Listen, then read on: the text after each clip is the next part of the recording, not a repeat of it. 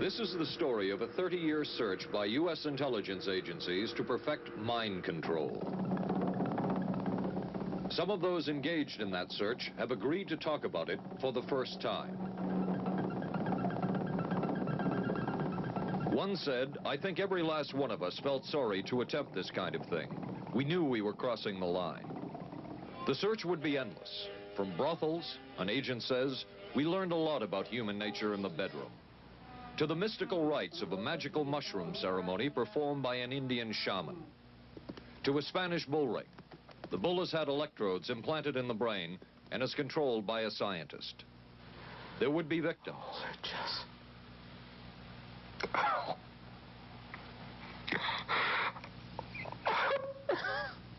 One intelligence agency tried to peel this man's mind back to reveal its deepest secrets. I'll live through it. I'll live through it. This man worked on some of these programs. He would write of his work, "It was fun, fun, fun." This is the story of the search for mind control. ABC News Close-Up, Mission Mind Control. With ABC News correspondent Paul Altmaier. 1217, now boarding at gate. Mark? Anne. It's been ages. Can I buy you? Allow me. 2 Michelob Lights. Michelob makes a light beer? Perfect. The good taste of Michelob Light. Don't just compare it to other light beers. Compare it to your regular beer. It's that good. You always did go first class. Your ticket to San Francisco. Thank you. San Francisco? You too? Good taste runs in the family. Mrs. Cooper, I need help. Oh. With all these different dog foods, I don't know what kind to feed him. Dry, soft. Honey, it's not the form, it's the formula.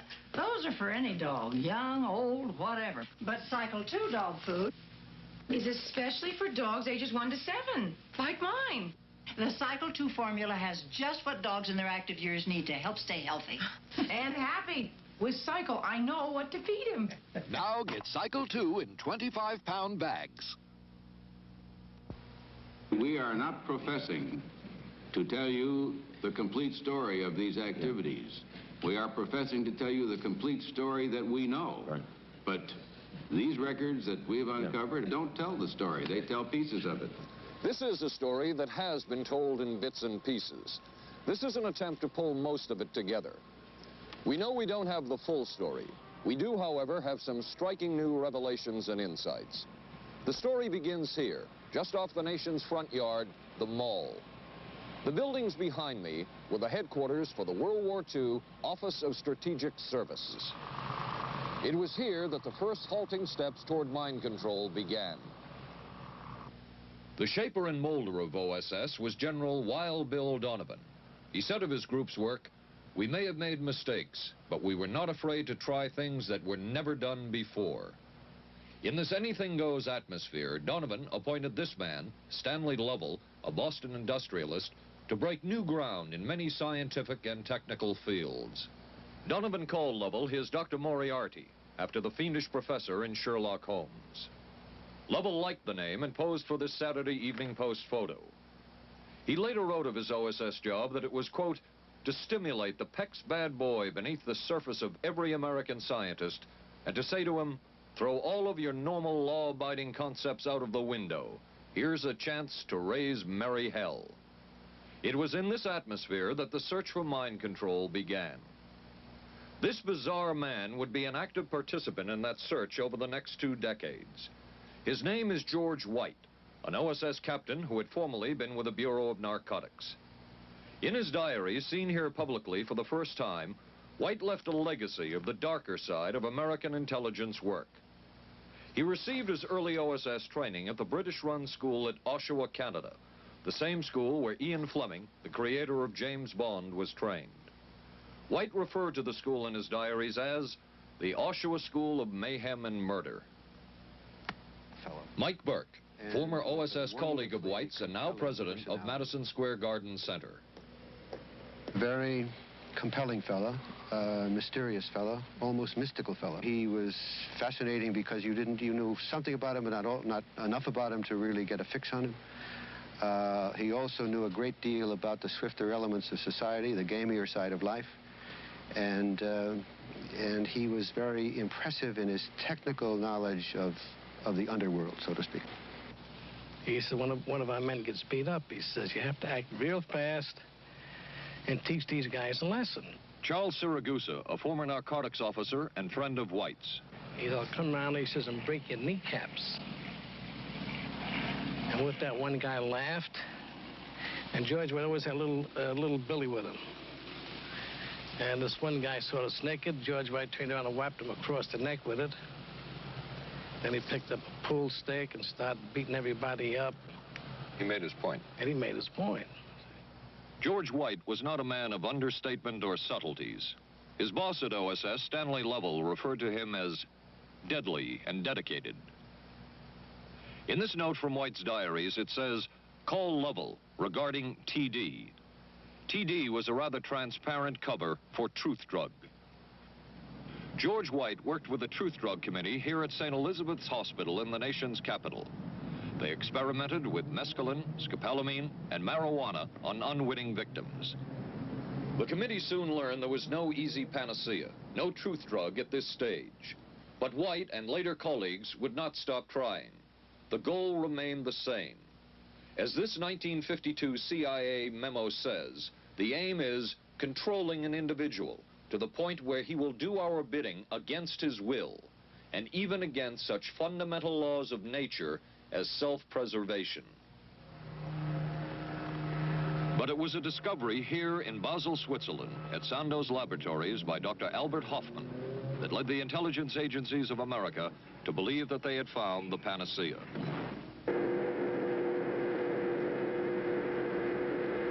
The discovery was lysergic acid diethylamide, LSD.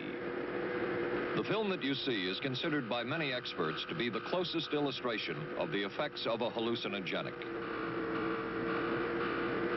It was one of the first times that anybody had run into a powerful drug that was different than anything else that they knew anything about. John Gittinger, recently retired chief psychologist for the CIA. This is the first time Gittinger has been interviewed publicly. We could disable a whole city by putting a very small amount on a water supply. After all of these years of us, those of us who were involved in looking for this secret drug, this was the only thing that began to look for the first time like it might be something like that. CIA's interest in LSD was intense. The worry was that the Russians would get hold of it. Were the Soviets into LSD? I'm going to have to say I'm sure they were, but if you ask me to prove it, I've never seen any direct proof of it. But at one point, intelligence information received from Switzerland said that Sandoz Laboratories was about to put 100 million doses of LSD on the open market. And it caused enough concern within the agency that the United States was prepared to buy the entire supply. However, a slight mistake had been made. The mistake is made public for the first time. I just found out on a new CIA document that there were no such large quantities of LSD on the market. John Marks has filed numerous Freedom of Information suits against the CIA and has unearthed much new material. He is the author of The Search for the Manchurian Candidate, a history of intelligence agency work with mind control. He is a consultant for this report. What happened is that there was a military attaché in Switzerland, an American officer, who got milligrams and kilograms mixed up. In other words, he made a mistake of thinking 1/1000th of a gram was the same as 1,000 grams, which is a mistake of 1,000,000 times. So when the CIA got the intelligence that there were 100 million doses on the market, in fact, there were 100 doses. The man who would oversee the CIA's research into drugs and most of the agency's behavior programs is this man, Dr. Sidney Gottlieb, a chemist. Dr. Gottlieb declined ABC News' request for an interview. In their never-ending search for the miracle weapon, CIA operatives searched here in the remote mountain areas of southern Mexico for what up to then had been considered a myth, magic mushrooms. They used this man, a part-time chemist with the CIA, to dupe this man, a vice president of a bank, and an amateur mycologist or mushroom expert to try to get to the magic mushrooms and turn them into a drug. But it would be the amateur, R. Gordon Wasson and his colleagues, who would win the race and develop the drug psilocybin from the magic mushrooms. We went into the Mazatec area, far from the highways, remote from Mexico City. There we found that rotten bagasse, as it's called, bagasso, covered with mushrooms. These mushrooms I didn't know, had never seen. They were the sacred mushrooms. Wasson would also discover and record the ancient mystical rites of the mushrooms from a local shaman or magical priestess, Maria Sabina. And we were seeing incredible sights. They would go slowly or they would go fast as I ordained. All your senses are rendered acute. We say that you see visions, you see hallucinations, but that doesn't begin to tell the story. The hallucinations are only part of it. You hear sounds, you smell things. The night was thrilling. Word of Wasson's discovery reached the CIA quickly. Dr. James Moore, a University of Delaware chemist, secretly served the CIA preparing deadly chemicals on short notice. Moore was instructed to get close to Wasson and accompany him on another trip to Mexico to get the magic mushrooms. Internal documents show the CIA felt a drug derived from the mushrooms could remain an agency secret. What in the world were they looking for with the magic mushrooms? I think the best answer to that is that they were looking for fundamental information on compounds that would be capable of causing changes in behavior, changes in mental attitude. Did you ever consider what would have happened if any of these substances were given to, say, unwitting people? Oh, I don't remember having considered that specifically. What if you... I trust perhaps you've thought about it. Well, I haven't worried about it. Your question again, what would I have thought had I known that any of these substances would have been given to unwitting persons? You mean a hostile agent of another government? No, I mean that was probably one of the things they had in mind. I mean testing it out on an American citizen. I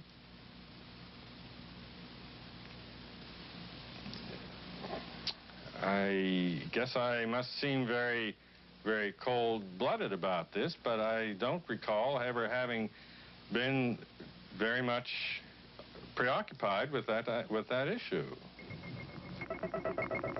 But many drugs were tested in this way. A decision was made at the highest levels of the CIA to do testing on unwitting Americans. As one CIA document says, such testing would be operationally realistic. A former CIA official who worked on these programs describes for the first time how the decision was made. He did not wish to be filmed or recorded. Thus his remarks are read by someone else. I think every last one of us felt sorry to attempt this kind of thing. We knew we were crossing a line. Every decent kid knows he shouldn't steal, but he does it sometimes. We knew damn well we didn't want anyone else to know what we were doing. The decision was made to do testing on unwitting victims. It was decided they should be on the fringes of society because they were most vulnerable. It was the borderline underworld, prostitutes, drug addicts, and other small-timers who would be powerless to seek any kind of revenge in case they found out. And as their predecessors had a decade earlier, the CIA turned to George White for help. White was now a high-ranking narcotics official, and by this time, the stories about George White were legendary. So the waiter says, "May I help you, monsieur?" And George White was busy talking with me. He paid no attention to the waiter, so the waiter tapped him on the shoulder, says, "May I help you, monsieur?"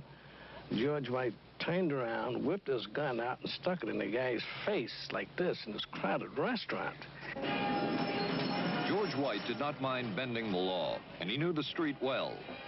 He was the ideal choice for what the CIA had in mind. We were Ivy League, white, middle class. We were naive, totally naive about this, and he felt pretty expert. He knew the whores, the pimps, the people who brought in the drugs.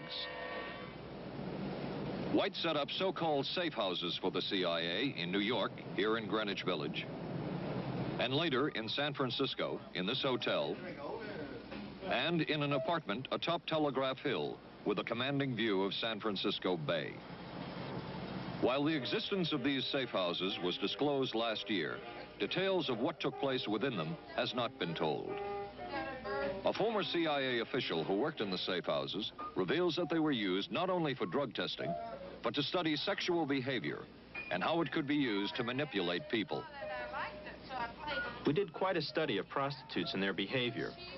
How do you take a woman who is willing to use her body to get money out of a guy to get him to talk about things which are much more important, like state secrets? We learned a lot about human nature in the bedroom. We started to pick up knowledge that could be used in operations. There would be victims in all of this, but as the agency knew, they couldn't fight back. Some entries from George White's diaries. Clarice gets horrors. Janet, sky high. As one agency memo says, we have no answer to the moral question. The safe houses were not the only testing grounds. Millions of dollars would be spent on LSD research at universities throughout the country. And word would begin to spread on campus about this so-called mind-blowing drug. And suddenly, there was the counterculture of the 60s. I give the CIA a total credit for sponsoring and initiating the entire consciousness movement, counterculture events of the 1960s. Dr. Timothy Leary, the 1960s Johnny Appleseed of LSD. The CIA funded and supported and encouraged hundreds of young psychiatrists to experiment with this drug. The fallout from that was that the young psychologists began taking it themselves, discovering that it was an intelligence-enhancing, consciousness-raising experience. I know that some of the studies in which the CIA had supported used as subjects people who later became strong proselytizers of LSD. So, in that sense, yes, I think it did sustain the perpetuation of the use of the drug. And it's rather ironic, isn't it? The counter case that I would make in relationship to that is to remember that the people who were doing the research were people who would be doing the research regardless of who was the sponsor. I don't think anybody working in that time in the remotest ever thought that it would blow up into the kind of thing that it did.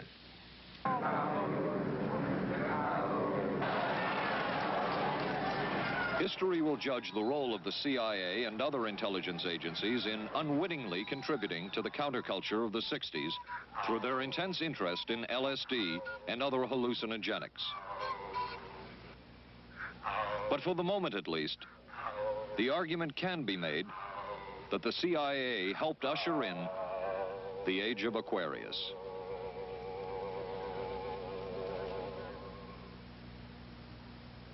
ABC News Close-Up will continue in a moment. Being careful about my body doesn't just mean major things like regular breast exams. I'm even careful about pain relievers. Plain aspirin sometimes upset my stomach, so I use Bufferin. It adds protection. I'm careful about what goes into my body. Bufferin gives me an added relief action I want. Tylenol doesn't.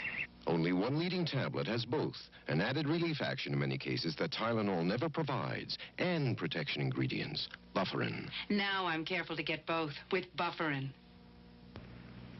Your sink trap's clogged with grease. Use Crystal Drano. I'll pour in Liquid Plumber. Don't. It may not work on that grease clog. No? Crystal Drano will. Look, Liquid Plumber's quiet. It's not melting that grease. But Drano is. It broke through. Will Drano hurt metal pipes? No. So Liquid Plumber didn't break that grease clog. I'm switching to Drano. To make clogs go, better use Drano. Saturday, live on ABC. The Forest Hills Men's Invitational from the legendary West Side Tennis Club. Then live, third round coverage of the most prestigious ladies golf event. Hollis Stacey goes for her third straight U.S. Women's Open title. And red-hot Nancy Lopez shoots for her elusive first Open victory. And on ABC's Wide World of Sports, rodeo excitement from the Wild West, plus high speeds, high thrills, hydroplane action, championship tennis, golf, and ABC's Wide World of Sports, Saturday.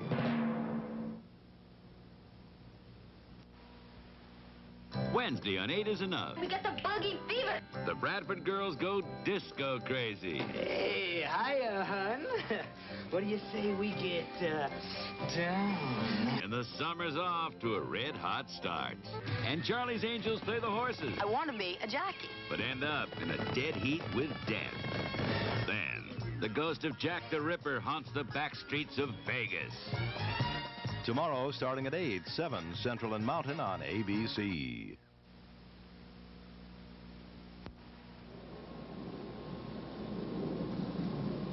Covering a span of history such as we are in this report, one can get sidetracked by the so-called glamour and mystery of espionage work or by the exotic qualities of some drugs.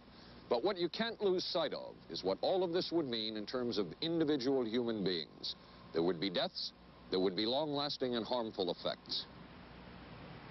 The best-known case is that of this man, Frank Olson, a chemist employed by the Army Chemical Corps, who in 1953 was slipped LSD unknowingly at a meeting with CIA officials. Shortly after that, Olson went into severe depression. He ended his life at this New York hotel by diving through a shaded closed window in his 10th floor room. Frank Olson was the first known fatality in the CIA's LSD program. Olson left behind a widow, Alice, and 3 children, but it would be years before they learned the real story of his death. Shortly after his suicide, Alice Olson was visited by Dr. Sidney Gottlieb, the man who had administered the drug, and by Robert Lashbrook, his deputy, who was the last person with Frank Olson the night of his death. It was probably to check me out and see whether I was handling myself and handling the situation, whether I was hysterical. And I'm sure they left the house feeling ever so much better because I had been gracious and hospitable to them, so that I must have played right into their hand and made them feel fine. 23 years later, how did you feel about that meeting? My anger was unbelievable at how I had been duped for this length of time, and the anguish which was unnecessary. Anyone who knew during all of those years never told Alice Olson the real story of her husband's death. She would discover it by accident more than 2 decades later. In essence, it was a 22-year-long cover-up. Lyman Kirkpatrick was Inspector General of the CIA at the time of Frank Olson's death. But had not the Olson case occurred within the secret confines of the CIA, would not this case have been a prosecutable case? Perhaps manslaughter? I would think very definitely prosecutable, and certainly from the point of view of of Mr. Olson, why it should probably have been actionable. Frank Olson's suicide slowed down the CIA's testing of LSD and other drugs, but only momentarily. The CIA was not the only government agency interested in the possibilities LSD and other drugs presented for mind control. The Army Chemical Corps first started working with the CIA and then branched off on its own. It, too, tested drugs on unwitting victims, and a death would result. The case of this man, Harold Blower, a tennis pro, seen here with his daughter Elizabeth, is well known. In 1953, Blower was a private patient at the New York State Psychiatric Institute. He was given 5 injections of a mescaline derivative that was being tested secretly for the Army Chemical Corps. With the 5th injection, Harold Blower died. As with the Olson case, a 22-year cover-up followed, until finally the Army admitted the real details of Blower's death. Since the initial news stories of Harold Blower's death, close to 5,000 documents, previously classified, have been released by the Army and obtained by ABC News. They provide valuable insight into Army activities at the time of Blower's death and where the Army went from there with their own drug testing program. From a previously classified deposition of Dr. James Cattell, who administered the mescaline derivative, on the purpose of the drug testing, to produce symptoms similar to those that you see in schizophrenia. On how much the patient knew about all this. We didn't delineate all the possibilities of what might happen because then you contaminate your experiment. Cattell then relates that he never even knew what drug he had given Harold Blauer because of the secrecy of the Army experiments. We didn't know whether it was dog piss. This was secret. This was a secret. We weren't in on it. We asked Blauer's daughter Elizabeth for her reaction. What? How can anybody react to that? I mean, that is so far from what you'd expect from a human being, never mind a doctor, never mind a professional specialist who's supposed to care about people's minds. It's unbelievable. A suit filed by Elizabeth Barrett against the Army Chemical Corps is now pending in federal court. Other Army experiments continued on mental patients around the country. Work done at the Tulane Medical Center in New Orleans involved several drugs, hallucinogenics, and electrodes implanted in the brain. The chief researcher was Dr. Russell Monroe, now head of the psychiatry department at the University of Maryland. These are various progress reports written by Dr. Monroe and recently obtained by ABC News. From one of the progress reports, a report of a woman who had electrodes implanted in the brain and was then given LSD and other drugs. She became agitated, cried, lapsed into a trance-like state.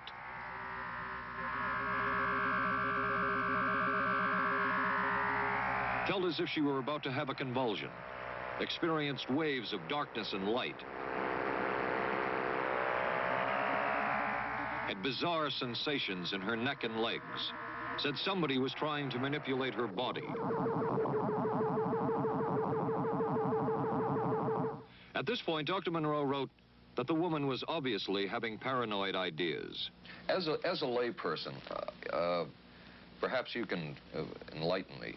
What therapeutic effect would the type of experiment that I just described have on a patient? Well, the therapeutic effect would be indirect. Was this patient aware that she was being given LSD? Yes, I mean, they were told that they would be given some medication, and they should have... Specifically LSD? Well, we told them, I don't think that they would have even known what LSD was then at the time. They were told that they were going to they would be given some medications which might make them feel worse. Dr. Monroe, what do you think the Army Chemical Corps was looking for in all of this testing? They were looking for an incapacitating agent, an agent that would not harm the person permanently, but would incapacitate them temporarily. That seemed like a humanistic way to wage a war, if war is necessary. When James Thornwell was given LSD by Army intelligence in 1961, this time it was no experiment. This time, the express purpose was to peel back Thornwell's brain to bear any secret within it. This time, the Army had gone operational. Thornwell, as reported on ABC last January, was an Army private stationed in Orléans, France. Classified documents were missing from his unit. Thornwell became a suspect. His 2.5-month interrogation included administration of sodium pentothal, hypnosis, isolation, and deprivation of sleep. Army documents obtained by ABC News refer to this interrogation as conventional. Despite the severe questioning, Army intelligence was getting nowhere with Thornwell, and it was decided to slip him LSD. For 16 years, Thornwell never knew what had hit him. Tell me about the acid. I'd rather not. It's a bad trip. It's a bad trip. That was a bad trip. The pain was so excruciating. Felt like somebody was sticking me with 1,000,000 pins. You know, just everywhere. Oh, it just...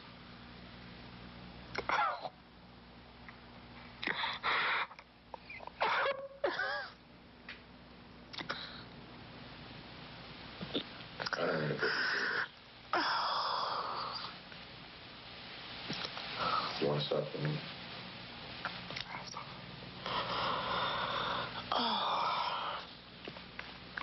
I walked around. What's up? Oh, I can talk. I'll live through it. I'll live through it. I'll live through it. No charges were ever brought by the Army against Thornwell. He was discharged for psychological disorders. But an Army psychiatric evaluation of Thornwell obtained by ABC News, one which was done prior to Thornwell having been given LSD, says of him, fairly cooperative, oriented, alert, and gave no evidence of psychosis or depression. From the Army's point of view, this type of LSD interrogation was a success. Other documents refer to the exploitability of interrogation subjects, cracking them, keeping them off balance mentally, and providing an economical, speedy, and productive aid to interrogation. From James Thornwell's point of view, it was no success. Thornwell still has serious problems. He's run through 2 marriages. He maintains he can't hold a job, can't concentrate, has nightmares, and feels socially and emotionally isolated. Last fall, Thornwell filed suit against the government in federal court. In a moment, we will examine the closest experimentation to brainwashing that we have uncovered.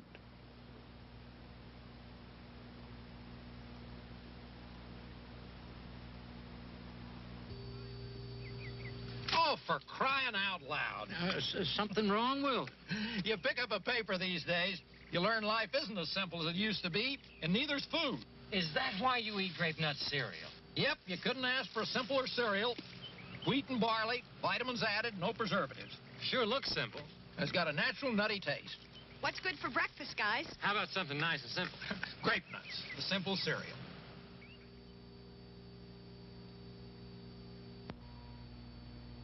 Maxwell House's coffee you can count on. Maxwell House. Good to the last drop.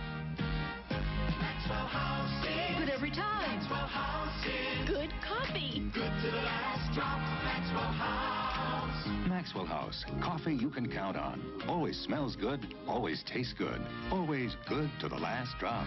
Maxwell House is good news. Good to the last drop. Maxwell House. ABC News Close-Up will continue in a moment. Special baseball. The Yankees take on the Angels Friday night on ABC. This is a heavy-duty stick-up, and this is a good place for it.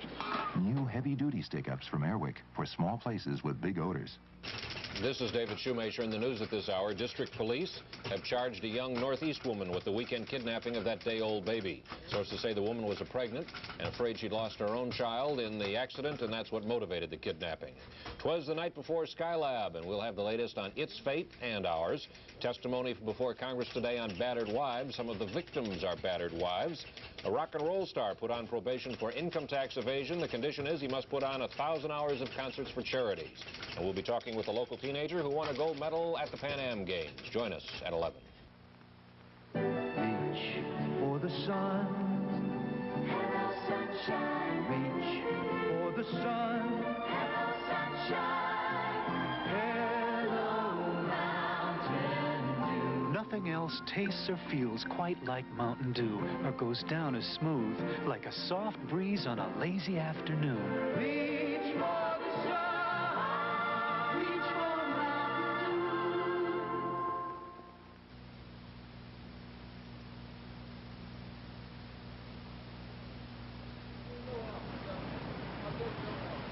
By far, the most chilling experiments we have uncovered took place at this Gothic estate called Ravenscrag, halfway up Mount Royal in Montreal. It houses the Allen Memorial Institute of Psychiatry of McGill University. It was here that the CIA funded a series of experiments, severe experiments. The work was done by the Institute's then director, Dr. Ewan Cameron. It is the closest experimentation to brainwashing yet disclosed. His work, unprecedented in psychiatry, consisted of 3 areas which he called sleep therapy, psychic driving, and the ultimate depatterning. Dr. Maurice Dongier, current head of the Allen Memorial Institute. In his psychic driving, so-called type of therapy, he would give the patient intensive electric treatment in order to make the patient regress deeply, become forgetful, and then he would attempt to implant new ideas in the mind of the patient. Now, to a layman, it would appear that Dr. Cameron was trying to take the slate and wipe it clean, the slate being the mind. In other words, brainwashing. Exactly, that's a very good comparison. Brainwashing. Yes, to lie. Val Orlico of Winnipeg, Canada, the wife of a member of the Canadian Parliament, was a patient of Dr. Cameron's. She entered the Allen Memorial Institute because of severe depression. She describes for the first time publicly the LSD therapy and psychic driving treatment that she was given by Dr. Cameron. And then the drug began to take hold very rapidly because it was an IV injection. And things became very furry and very frightening, and had a lot of sensations that it's very difficult to recall. Nobody explained it to me. Nobody ever asked me if I was willing to do it or anything. He had this feeling that he would be able to get through the resistance of illness and to reach deep changes very quickly. Did he? I don't think that when you look at that in retrospect, the hopes that he had have been in any way fulfilled. But Cameron would plunge on. The next step was what he called psychic driving. This involved almost endless tape-recorded messages and more drugs for the patient. Cameron wrote that this was the way to make direct controlled changes in personality. I thought this was the coldest and most impersonal treatment that anybody could give to anybody in the world. And I became more and more despondent and more angry. I just became so despondent that I thought I can't live like this any longer. And I thought I would just go out and throw myself underneath the cars on McGregor. I stood on the curb of that street and I stood there and I thought, okay, go. Okay, go. And then I thought, what if you're not killed? What if you're just maimed? What if you don't die and you live and you can't even talk anymore? And I couldn't do it. The most severe technique Cameron used was de-patterning. He described it as breaking up the existing patterns of behavior by means of intensive electroshock therapy with prolonged periods of sleep. He carried out these experiments in something he called the sleep rooms. People in there were like babies. They cried and they were very disoriented. And we were very afraid of the sleep room. We used to walk very carefully against the side of the corridor that was opposite the sleep room with our backs to the wall when we'd go by. Cameron used this combined sleep electroshock treatment on patients as long as 30 days. One patient he kept asleep for 65 days. Cameron retired, and his successor, Dr. Robert Cleghorn, ordered a follow-up study on the patients treated with Cameron's de-patterning method. It showed that it was no more beneficial in its result than the use of more conservative methods. But the follow-up study showed that 60% of those who had been de-patterned still had amnesia for periods of anywhere from 6 months to 10 years. That's quite a memory loss, isn't it? That is a memory loss. Indeed it is. It's I think, more than desirable. In retrospect, does Dr. Cameron's experimentation and his treatment appear harsh? I would say yes. I mean, this forceful type of approach that I was describing to you is definitely, it can be said that it's harsh. I wouldn't call it harsh. I would say it was harder on the staff than it was on the patients, because these people had to be fed and they had to be cared for and they had to be given sufficient fluid and food and toileted and so on and so forth. It was a very difficult thing for the staff to follow these patients properly and see that they did well. Well, I'm glad he was concerned for the staff. But damn it all, I wouldn't. I could have maybe had a different kind of life. And that makes me angry and sad, and I don't know how to explain how I feel, really. I'm just... How did you feel when you learned that Dr. Cameron's experimentation was financed by the CIA? Well, I thought... Oh, I can't even use the word that I thought, because I thought, that bastard. And he was too smart. He knew who he was working for. And, excuse me, but I just, I just can't, sometimes I can't believe it, and yet I know it's true. If you had the opportunity to say something to the people at the Central Intelligence Agency who financed this study, what would you say? I realize the CIA is a very important organization and they have a very important job to do. But God, it surely doesn't have to be done on people who are totally incapable of knowing what's happening or having any defense against it. And I can't imagine the mentality of people who would do this. I just can't. As for Dr. Cameron, he died in 1966 while mountain climbing. A colleague wrote of Cameron, "For him, the ends justified the means. And when one is dealing with the waste of human potential, it is easy to adopt this stance." Dr. Cameron seemed ideally suited for what the CIA had in mind.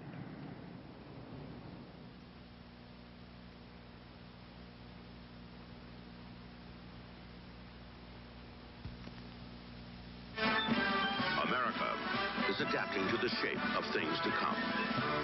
Triumph TR7 with 5-speed transmission or optional automatic. Wide steel belted radials, front disc brakes, front end spoiler, rack and pinion steering. Triumph TR7. No other sports car looks like it. No other sports car drives like it. Triumph TR7. The shape. Don't worry, they just got lucky. I'm sorry, I let us down. Forget it. We'll beat them next week. No, I really let us down. Come on, how about a Michelob Light, huh? Michelob makes a light beer? Sure. The good taste of Michelob Light. Don't just compare it to other light beers. Compare it to your regular beer. It's that good. This Michelob Light is great. Hey, you know what our real problem was today? Yeah, you were terrible. Good taste runs in the family. The many roles I play call for many hairstyles. So I use hot curlers, blow dryers, things that can be brutal to hair. I switched from one conditioner to another looking for help. Then came Alberto VO5 hot oil treatment. It works just like a salon hot oil treatment, but takes less time and money. I just heat a tube, smooth it in, and shampoo. My hair is left silky, shiny, more manageable than I ever dreamed. Alberto VO5 hot oil treatment. I'll never switch again. Thursday. I can move a few of my things over this morning. There's a scandal in the 12th when Wojo gets a roommate. Hi. In a Barney Miller special. I'm a prisoner of my biological urges. Sorry to hear that. Then authorities say this Texas motorcycle gang murdered a federal judge. People are always scared of something they don't understand, and they don't understand us, so they're scared. Geraldo Rivera investigates dope, death, and the banditos on 2020. Thursday, starting at 9, 8 Central and Mountain on ABC. It was the Cold War, and especially the trial of Joseph Cardinal Mindszenty, who was forced to testify in a Hungarian court that he was a spy. And then later, the Korean War, with the coerced and mainly fraudulent confessions of American servicemen. My generation took place on the... that would spark intense interest in intelligence circles about brainwashing. The CIA secretly commissioned a study of communist brainwashing methods at the Cornell University Medical Center. A leader of that study was Dr. Lawrence Hinkle. He explains first the Russian method of controlling and breaking a person. Absolutely isolated from everyone else, with one man whose job it is to get you to write the extent to which you are a criminal. In this setting, you can get people to do most anything, do you see? Because you don't have to lay a hand on them. And by the time you get through and you go up before the judge, the fellow says, "Were you a spy?" He says, "Yes, I was a spy."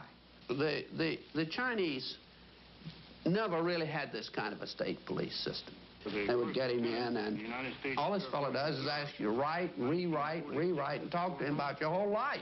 Graduated from pilot training in 1949. While the purpose of the study was to find out about communist brainwashing techniques, CIA documents show that the agency was interested in developing mind control methods of its own to precondition and control Chinese living in this country to be sent back to their homeland as CIA agents. What do you think they were looking for? Well, I think they weren't looking for agents or anything like that. Yet the agency's perception of the work you were doing, in CIA documents we have examined, it says that the project that was being done here, they intended to use everything learned about the new agents to induce them to, quote, to perform acts of a complex, purposeful nature. Yeah, but that was never done. The effects of which may be out of keeping with the individual's previous behavior. That sort of thing was never done. Those people were not, that was, when they first came here, the first people they sent up to see us, you see, were operational type people from the CIA with some rather wild ideas. Okay, this is their perception of it, if I could just continue. No, it wasn't their perception of it either. No, it wasn't. Dangerous to his being, contrary to any previous consciously expressed intentions and interests, contrary to the good of the individual, and subversive to the goals for which he is consciously working. I understand all this talk. But the situation was, you see, those things were never done because of wise people on both sides. We were not able to do this nor interested in it. They were, though. Some of the low-level people were, but the high-level people were not, to tell you the truth. But documents clearly show that the CIA was attempting to develop agents over whom they had as much control as possible. Agents who would perform tasks contrary to their own good. Normally conditioned American who's been trained to kill and then to have no memory of having killed. His brain has not only been washed, as they say, it has been dry cleaned. Is a Manchurian candidate, controlled by others to do things against his will, possible? It was a remarkable film because, as far as I'm concerned, it made something totally impossible seem absolutely credible. I would say the answer is yes, but there are many qualifications to that. Dr. Milton Klein, a psychologist, a clinical and experimental hypnotist, and unpaid consultant to the CIA.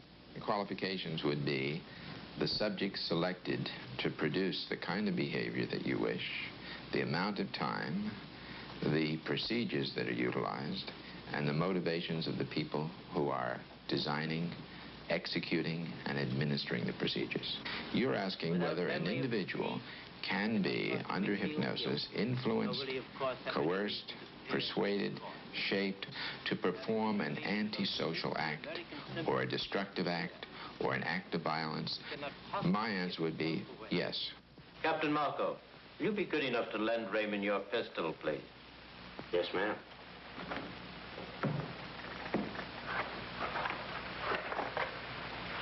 Thanks, Ben. Sure, kid. Shoot Bobby, Raymond. Through the forehead. Yes, ma'am.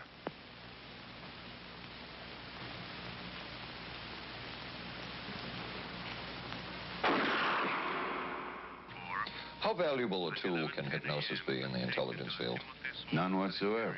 It has absolutely no use because nobody's ever been able to do that I know of, do it in an operationally feasible way. I'm not in any way saying that hypnosis doesn't take place. I'm not saying there's nothing to it. I would say that most government agencies concerned with intelligence operations have been looking to hypnosis as a tool for a variety of purposes, one of which is to carry out and to execute certain intelligence operations on a basis where they would not have to rely completely on some of their own emotional reactions. Actually, would that entail murder? It could, if you consider that an act of killing someone under circumstances of war is murder. I think one has to define what that means. Under circumstances of peace? Under circumstances of peace, it would be murder. Another former CIA agent says that Fidel Castro at one time was considered as a possible target for a Manchurian candidate.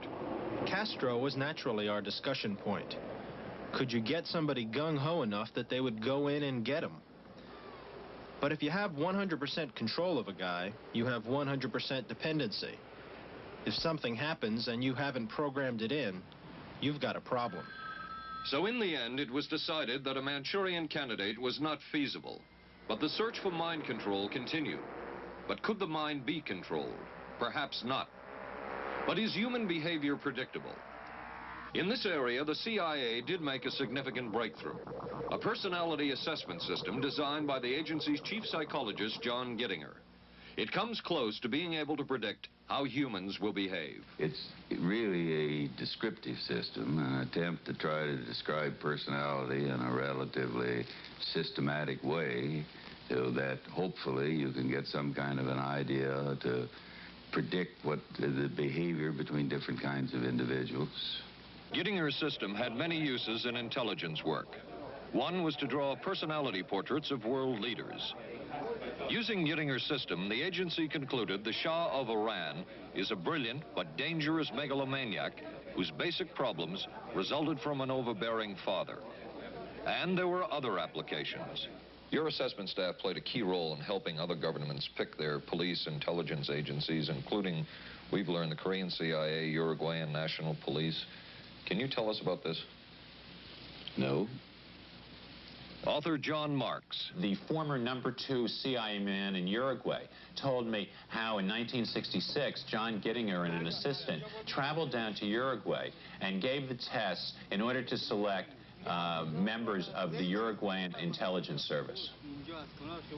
A psychologist who used to work for the CIA told me in 1961 he personally traveled to South Korea as part of an American CIA effort to set up the Korean CIA and to give the personality tests to candidates for the Korean CIA to choose the best man for their secret police. But one of the basic functions of Gittinger's system was finding the vulnerabilities of an agent, a double agent, or a potential agent. In its applicability to intelligence work, isn't the PAS system looking for a person's soft spot? Well, of course, the answer to that is yes, but I hasten to say soft spot. This is what I consider a negative word. Of the hundreds of behavioral projects undertaken by the CIA, Gittinger's appears to have been one of the more successful and more conventional. Other experiments were not as conventional. Neurophysicist Dr. Jose Delgado was financed by the Office of Naval Research. In this experiment, the bull is sedated. Electrodes are implanted in its brain. Delgado transmits an electronic impulse to the center of the bull's brain. Delgado has remote control of the animal. Recently released CIA documents refer to the feasibility of remote control of animals and that special investigations will be conducted toward the application of selected elements of these techniques to man. Other areas were examined through the 60s and 70s. Brain surgery, psychosurgery, creation of amnesia, parapsychology, manipulation of genes. Even though past and present CIA officials have indicated this kind of work ended in 1963.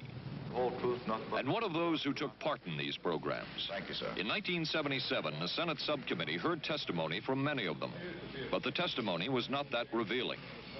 According to one of them, they agreed amongst themselves to keep the inquiry within bounds that would satisfy the committee. Former narcotics officer Charles Siragusa says that he was asked to limit his testimony by the man he reported to at the CIA.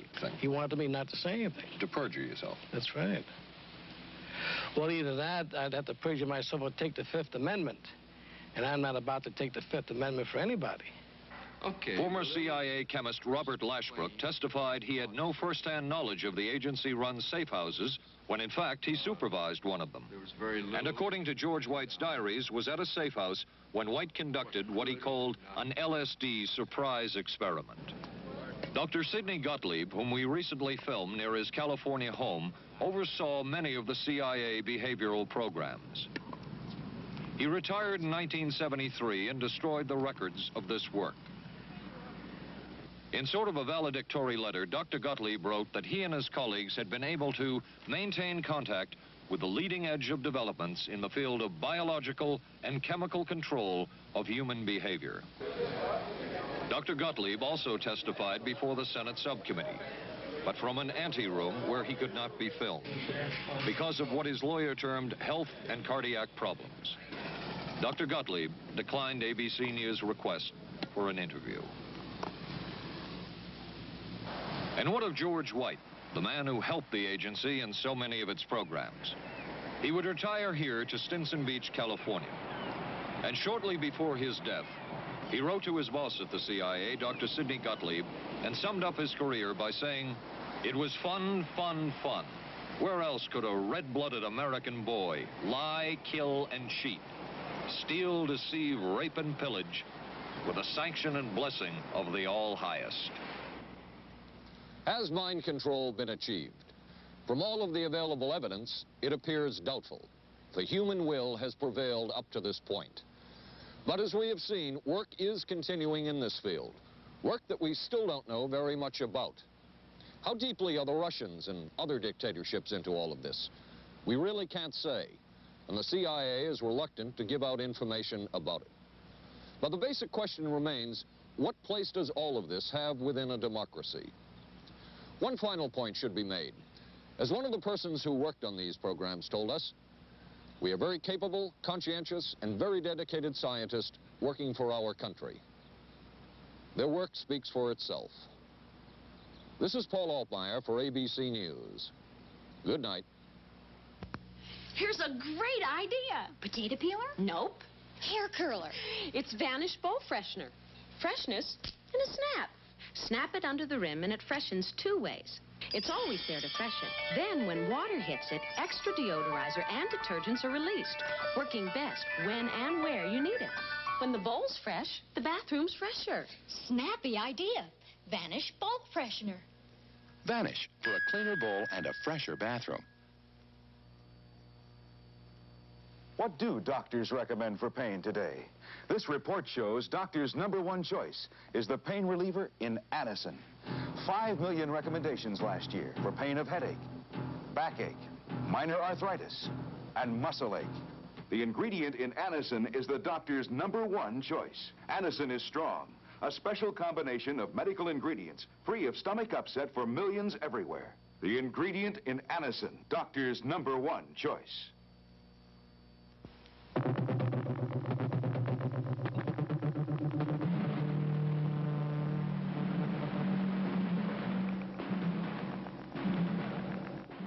Stay tuned for local news next. Then live from the Johnson Space Center in Houston, ABC News will track the approach of Skylab as it nears re-entry. Skylab, the final hours. Right after Twiggy and Dirk Benedict of Battlestar Galactica star in I Want Her Dead on the Tuesday Movie of the Week tonight on ABC.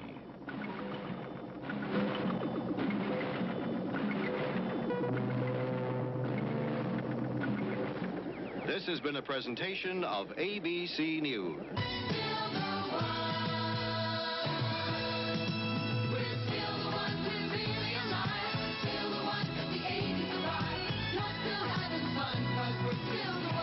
Still the one, ABC.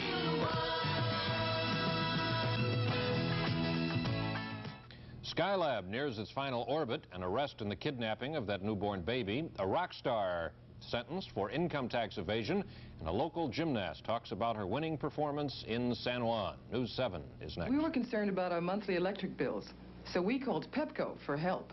They sent us this EnergyWise home audit. Just take a few simple measurements and answer the questions.